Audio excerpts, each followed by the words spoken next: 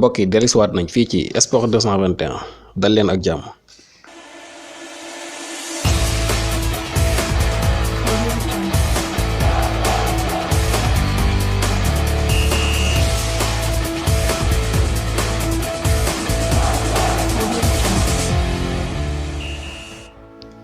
Cinq ans la ñuy wax booba ak léegi bi nga xamante ni Sadio Mané bind na histoire am ci English Premier League bu Angleterre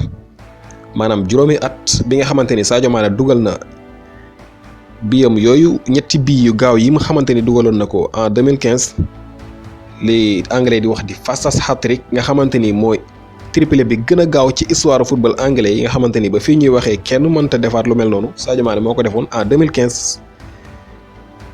jamono yi nga xamante ni Southampton mu ngi joué contre ñii di Aston Villa ci 37e journée la woon ci English Premier League bu Angleterre mu nekkoon loo xamante ni tubaab yi jaaxaloon na leen trop mosu ñu gis lu mel noonu ndax tubaab bi mos a def lu xaw a niroo ak loolu mooy Robbie Fowler ancien joueur Liverpool la woon en 1994 match bi nga xam ne doxoon na diggante Liverpool ak Arsenal Fowler dafa dugaloon ñetti bal maanaam triplé ci 4 minutes 30 secondes. ñeenti minutes ak genn wàll te loolu sax dafa jaaxaloon tubaab bi trop plus de 20 ans lu ëpp ñaar fukki at kenn mënut a defaat lu mel noonu en 2015 Sadio Mané ñëw tegg record boobu maanaam effacé ko bind fa beneen muy dugal ñetti bal ci lu manqué ñetti minutes 13e 14e ak 15e minute la woon ci match bi nga xam ne doxoon na diggante Southampton ak Aston Villa bokk.